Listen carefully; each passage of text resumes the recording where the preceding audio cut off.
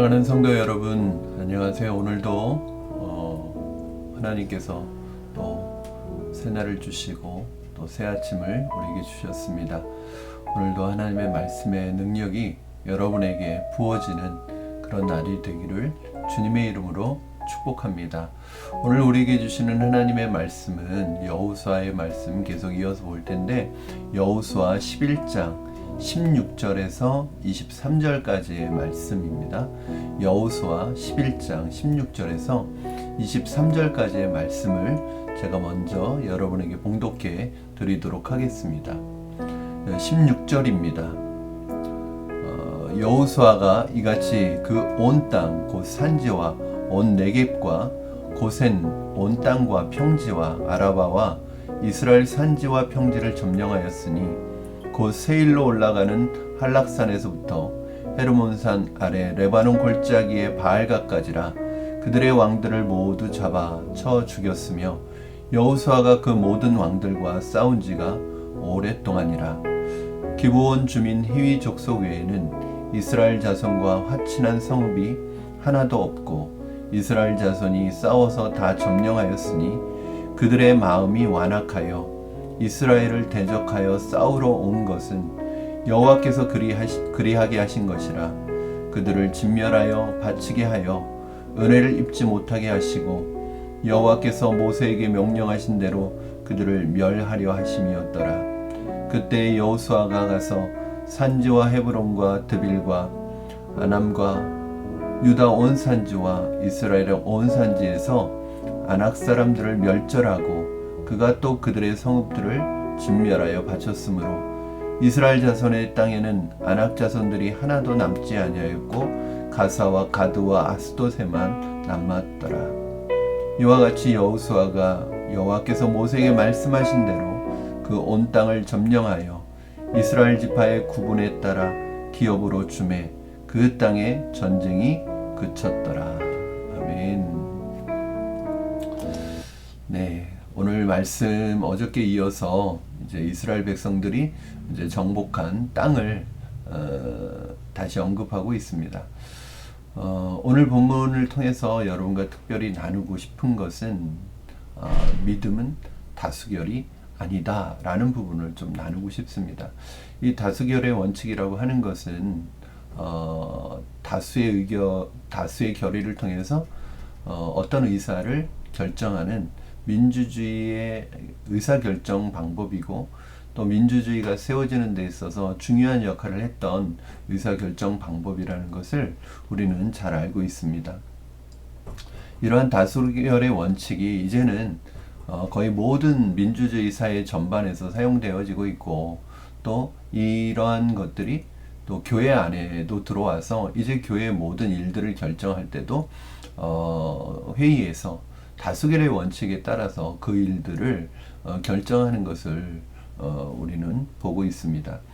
한편으로는 이것이 참 좋은 방법이기는 한데, 한편으로는 이 다수결의 원칙에 의해서, 다수결의 원리에 의해서 결정한 일들이 정말 다 옳은 일일까? 다 잘한 결정일까? 라는 생각을 할 때는 사실은 의구심을 감출 수가 없습니다.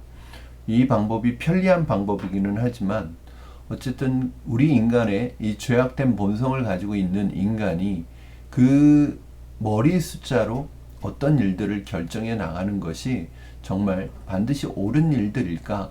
라는 생각을 할 때가 있습니다. 우리가 그래서 그런 말도 많이 나오죠. 다수결의 횡포다. 다수의 무지다. 뭐 이런 말들도 우리가 하게 되는데, 이 다수결이라는 것이 아주 좋은 방법이기는 하지만 꼭 옳은 방법이라고는 할 수 없다는 생각이 듭니다.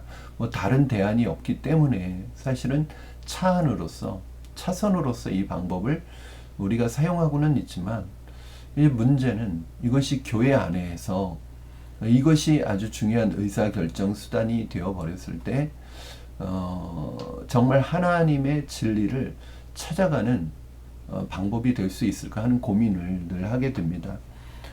믿음의 세계에서는 이 부분에 대한 고민이 많아질 수밖에 없죠. 오늘 본문은 여호수아가 가나안 정복 전쟁을 이제 끝내는 내용이 모습이 나옵니다.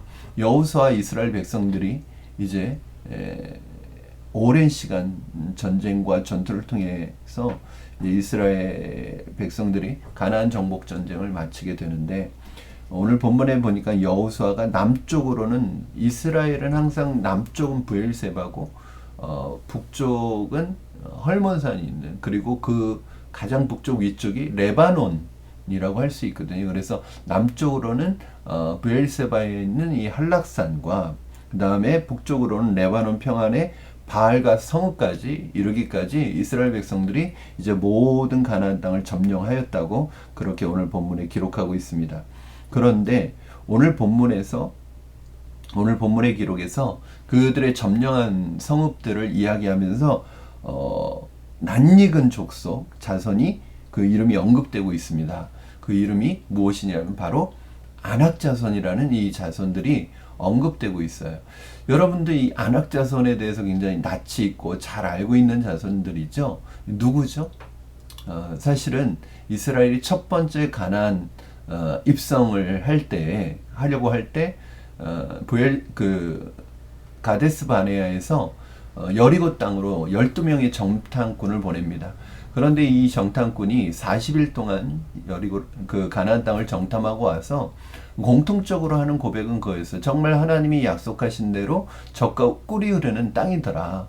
이거는 공통적인 보고였습니다. 그런데 10명의 정탐꾼은 뭐라고 보고하냐면, 그 땅이 참 좋은 땅이지만, 그 땅이 젖과 꿀이 흐르는 땅이지만 그 땅에 아낙 자손들이 살고 있어서 우리가 만약 그들과 싸워서 이 가나안 땅을 빼앗으려고 할 때 우리는 그들에게 완전히 패배할 것이다. 우리는 그들에 비하면 메뚜기에 불과하다라고 말하면서, 그들은 다 거인이고 크기 때문에, 장대하기 때문에 우리는 그들과 싸움이 안 된다. 우리는 그들에 비하면 메뚜기다. 우리가 메뚜기 컴플렉스라고 하는데, 이 메뚜기라는 표현까지 써가면서 그 땅을 점령하는 것을 거부합니다. 이때 이 10명의 부정적인 보고를 들은 모든 이스라엘 백성들이 하나님이 약속하시고 하나님이 주시겠다고 한 그 땅을 들어가기를 거부합니다. 그래서 여러분도 잘 아시는 것처럼 이 부정적인 보고로 인해서 모든 백성들에게 이 부정적인 분위기, 이 부정적인 기운이 이스라엘 백성들에게 퍼짐으로 말미암아 이스라엘 백성들이 가나안 땅에 들어가기를 거부했을 때, 하나님께서 1세대 이스라엘 이 출애굽 1세대는 모두 가나안에 들어가지 못하고 광야에서 죽을 것이라고 말씀하시고 죽게 되고, 40년 동안이나 광야 생활을 하면서 방황하면서 훈련을 받게 되는 일들이 결국 가데스 바네아에서 보냈던 이 정탐꾼 사건을 통해서 일어나게 됩니다. 그런데 그 10명의 부정적인 보고를 하는 사람들과는 반대로 두 사람, 여호수아 갈렙만은 그 땅이 하나님이 우리에게 주신 땅이기 때문에 우리가 믿음으로 들어가면 그들이 아무리 장대할지라도 그 땅은 우리에게 주시는 하나님의 땅이기 때문에 그들은 우리의 밥이다, 이렇게 믿음의 보고를 합니다. 그러나 이 두 사람의 믿음의 보고를 아무도 듣지 않게 되죠. 대다수의 백성들은 여호수아와 갈렙의 믿음의 보고가 아니라 10명의 정탐꾼의 부정적인 보고를 따르게 됩니다. 결국 이스라엘 백성들이요, 모세를 돌로 치려고 합니다. 그리고 우리가 괜히 나왔다, 괜히 출애굽했다. 이게 하나님 앞에 굉장히 큰 죄거든요. 하나님이 오랫동안 꿈꿔오신 그 하나님 나라의 꿈을 이스라엘 백성들이 한순간에 그 하나님 나라의 꿈을 찢어버리고 무너뜨리는 그런 불순종을 하고 있는 것입니다. 오랜 시간이 지난 후에 결과적으로 오늘 본문에 보니까 40년이라는 시간이 훌쩍 지난 후에 결과적으로 이스라엘 백성이 여호수아와 갈렙의 말처럼 오늘 그들은 우리의 밥이라고 고백했던 그 믿음의 보고처럼 오늘 이 아낙 자손을 진멸하게 되는 사건을 기록하고 있습니다. 1세대, 출애굽 1세대와 출애굽 2세대는 같은 상황이었지만 완전히 다른 태도를 보여주고 있는 것입니다. 여호수아와 갈렙은 두 사람이었고 적은 수의 사람이었지만 그들의 의견이 맞았던 것입니다. 숫자가 적더라도 믿음의 사람의 말을 따르고 그들의 의견을 따라야 할 필요가 여기 있습니다. 여러분, 저는 이 교회에서 다수결의 원칙을 가지고 어떤 이사를 결정하는 것이 필요하다고 느끼고 또 좋은 방법이라고 생각합니다. 그러나 때로는 하나님이 하시는 일, 이 믿음의 일들은요, 우리가 보기에는 안 되는 일들이 많습니다. 할 수 없는 일들이 많아요. 그러다 보니까 이 문제를 가지고 투표에 붙이게 되었을 때 사실은 긍정적인 의견보다는 부정적인 의견들이 많을 가능성들이 훨씬 많죠.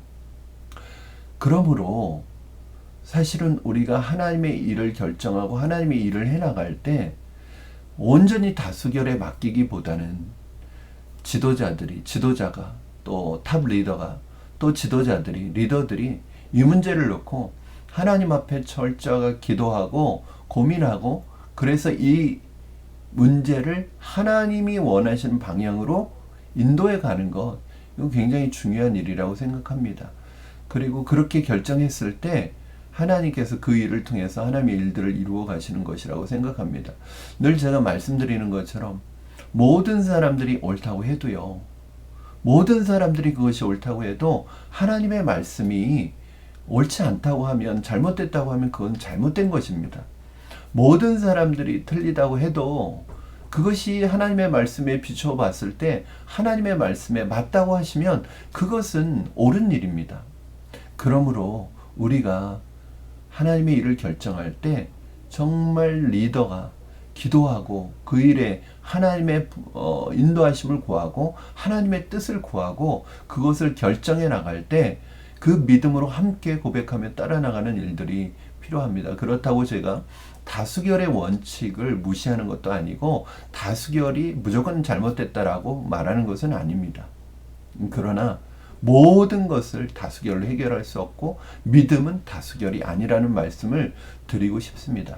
한 가지 그런 측면에서 좀 안전장치를 하자면, 우리가 어떤 일에 있어서 의사를 결정할 때 다수결로 해야 된다면 그냥 무작정 다수결에 붙이는 것이 아니라 그 문제를 놓고 리더로부터 모든 공동체가 함께 기도의 시간을 갖고 충분히 기도로 그 문제에 하나님의 뜻을 구하고 기도하는 마음으로 다수결의 원칙을 지켜간다면, 그리고 투표를 하고 그렇게 다수결의 원리를 적용한다면 그래도 최선은 아니더라도 차선으로서 좋은 대안이 되리라고 생각합니다. 저는 여러분이 사람의 숫자가 아니라 하나님의 말씀으로 결정하고 믿음으로 걸어가는 하나님의 사람들이 다 되시기를 주님의 이름으로 축원합니다. 오늘도 마찬가지입니다. 이 세상 사람 다수는 우리가 가는 길이 잘못됐다고 말할지라도 하나님의 말씀이 옳다면 그렇게 걸어가십시오. 믿음으로 걸어가시기 바랍니다. 세상 사람들이 다 그렇게 살아도 하나님의 말씀이 아니라고 하신다면 여러분 그 길로 가지 마시기 바랍니다. 예수님이 그런 말씀하셨죠. 너희 좁은 길로 가라. 넓은 길로 가지 말고 좁은 길로 가라. 넓은 길은 길이 넓고 가는 사람들이 많아서 많은 사람들이 그 길로 가나 그 길은 사망의 길이고, 좁은 길은 사람들이 가지 않고 협착하고 그래서 사람들이 많이 가지 않지만 그 길은 생명의 길이다. 여러분, 저는 여러분이 세상의 분위기와 많은 사람들, 지금도 교회 안에서도 수많은 사람들이 걸어가고 있는 세상의 문화와 길이 아니라 하나님의 말씀의 길을, 믿음의 길을 선택하시는 저와 여러분 되기를 주님의 이름으로 축원합니다. 기도하겠습니다. 살아계신 하나님 아버지, 감사합니다. 오늘도 우리에게 귀한 말씀을 주셔서 이 말씀 붙들고 하루를 시작하게 하시니 감사합니다. 많은 사람들이 결정한다고 해서 그것이 옳은 길이 아님을 우리는 알고 있습니다. 그래서 더욱 분별력이 필요합니다. 너희는 이 세대를 본받지 말고 마음을 새롭게 함으로 변화를 받아 하나님의 선하시고 기뻐하시고 온전하신 뜻이 무엇인지 분별하라고 말씀하신 것을 기억하며 오늘도 많은 사람들이 가는 이 세상의 길이 아니라, 다수의 길이 아니라, 문화의 길이 아니라 믿음의 길, 하나님의 길을 걸어가는 우리가 되게 하여 주시옵소서. 이 길을 걸어가는 가운데 외롭고 고독할지라도 믿음으로 그 자리를 여호수아와 갈렙처럼 지키게 하시고, 내가 믿음으로 걸어가는 이 일들이 언젠가는 주님 안에서 아름답게 열매 맺을 줄 믿고 오늘도 이 걸음을 멈추지 않게 하여 주시옵소서. 오늘 하루도 주님과 함께 이 믿음의 길을 걸어가기를 소원하며 예수님의 이름으로 기도합니다. 아멘. 사랑하는 성도 여러분, 오늘도 주님 안에서 승리하시고 좋은 하루 되시기를 주님의 이름으로 축원합니다. 여러분 사랑하고 축복합니다. 오늘 하루도 행복한 하루 되시기를 바랍니다. 감사합니다.